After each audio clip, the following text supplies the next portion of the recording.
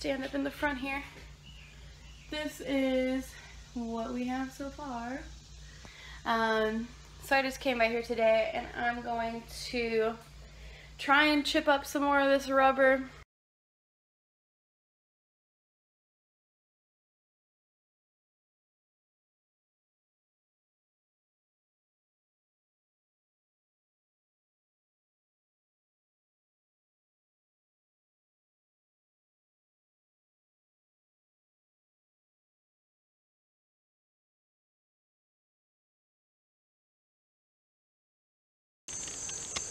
Hello everybody and welcome back to another video. This has been a requested video for me to give you guys a little tour of our bus and tell you about it. So this is a 91 Chevy Minibird on a P30 chassis. It's got about 40,000 original miles. It had like 38, 39 when we bought it.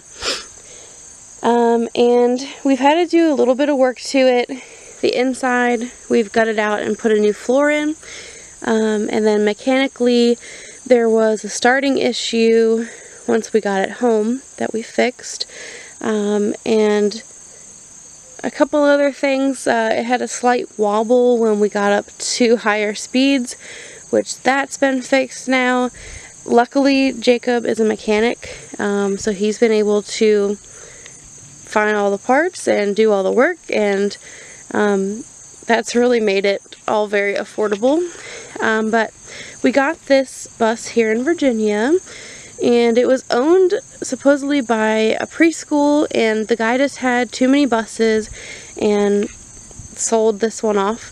So it's always been in Virginia to my knowledge, but I'll walk you guys around it and then I'll show you the inside of it. So for now, we're kind of thinking whenever we get time again, we want to start working on it again. It'll probably be after I have the house finished decorating and everything. But when it's converted fully to a camper, it'll still be a very basic setup just for like weekends. But I was even thinking we might use it as like an Airbnb. Who knows? But I just loved the boxy style of this thing, and I was kind of just always attracted to these, and then we happened to find one, and we got a really good deal on it too, so that was pretty awesome.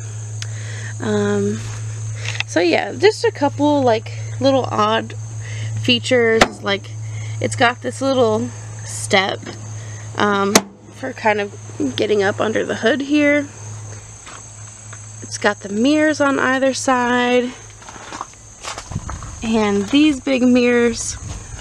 And something I was really looking at when we were shopping for buses was this, oh my gosh, all of the window sills, because a lot of times these can get like dry rotted out or crackly, and I just knew that like replacing windows and doing that was not something we wanted to get into, just because like we're not going to be living in this bus full-time ever. So a lot of times people that completely gut them and you know, do all that, I can understand why if it's going to be your home, but I didn't want to have to put in a ton of work to start with. So this is just like a storage compartment on the passenger side here. I think right now it has like some extra hardware and screws and stuff. And these are the tires that it came with. They've stayed in pretty great shape, and whenever we park it, we make sure to park it like on a different side so it doesn't get any flat spots. This is our fuel door, which thankfully has a lock on it. I'm very thankful for that. And you can see in some areas it, you know, it used to be yellow, but the guy that we bought it from, which he got it from the preschool guy, he owned like a body shop, so I think they're probably the ones that painted it white. which again I'm thankful for, because I didn't really want to have to deal with painting it if we didn't have to. And I don't really mind that it's like crackly in a couple of spots. So basically my whole idea behind all of this, I started watching YouTube videos and I saw all these people that were converting these into campers and full-time living situations, and seeing how affordable it was and just really obtainable. And it was around the same time that I quit my job, my old job, and kind of just said, like, what do we have to lose? Let's just buy this bus. It's only like a few $1,000s in the scheme of things. That's not much, and our insurance is so cheap. I think the taxes are like $30 a year or something for this thing, so it's hardly even an electric bill to keep this thing. It still has this stop sign on it, and honestly I haven't checked into our laws for these signs. I know in some states you're not supposed to have the sign functioning, which we're not using it, but even I've seen on other people's videos you can't even have stop on this, so that's something that I'll have to look into when we really start driving this thing around. But so far, like moving our stuff and taking this thing on short local drives, we haven't had any issues. We've just had a lot of stares from people, and people saying like, you have a bus? What are you doing with that thing? And just general curiosity, which I think is really fun, and I love seeing people's reactions. On this side is where the batteries are. So yeah, they just have their own little tray. We have 2 batteries. I don't know anything about that, but that's where those live. And then this is part of the air conditioning system, I believe. Or maybe it's the old heater. Something with the air system. I'm sure one of you guys can tell me. So yeah, I will show you guys the inside of this thing. It's got this back door, which it just opens right now, and I would really like to get like a official lock for it whenever we decide that it's time to like go camping in it. That's something that's important to me. So in the meantime, Jacob has been some nights sleeping in this. He had a vacation and it was really cold and rainy out for a few days, and he slept in this thing, so he loved that. So my whole job in this process has been like to do all the cosmetic things and planning and finding our materials for the interior, while Jacob's focused more on like the mechanical aspects of it all. So something small but good that I did was I painted out this stairway, which the bus is kind of dirty on the inside right now, needs to be swept out. I took this thing to like a farm sale, and I had some chickens in here, and we've just transported all kinds of stuff in this bus. So yeah, but I painted all this and kind of made it pop a little bit better. It was white before, but it was just kind of faded. And we still have the bluebird symbol on the... We framed out a floating floor, then we insulated it, put subfloor plywood on top of it, and then I went to the Habitat for Humanity store and got these like vinyl tiles. So we got spray adhesive, sprayed the wood, sprayed the back of the tile, and stuck them all down.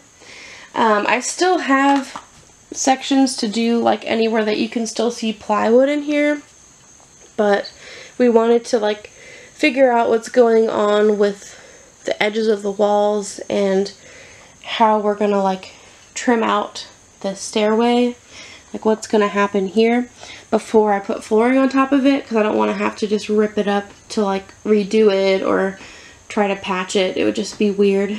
So this is what the driver's area looks like, and something I told Jacob is that I wanted to keep the steering wheel. It's just like super 90s looking, and I figure if anything we can just put like one of those stupid cushion things on it. But yeah, the window opens on either side. We've got this mirror up here, nice wide mirror, and the first aid kit and body fluids cleanup kit. There's still stuff in these boxes, and something I found on Amazon are these touch lights, which it doesn't look like anything now, but at night I have one here and one on this wall, and that really helps light things up. And we do have this fan which works, and when I drive the bus I like to have that on. I've got all the basic controls here, some of the air controls, and then one of the coolest parts is that we have the lever that opens and closes the door. And these buttons here control the sign and the lights, like the flashing lights when a kid's getting on the bus. That's what all that does. Yeah, so this is the rest of the bus. And I have this song that I really like by the band Locust. Look them up if you want. It's two girl singers together with like a backing band. But they have a song called Dusty Trails, and when I was like wanting this bus and going through that whole like transformation in my life, like having all these big changes happening, their song like really meant a lot to me. And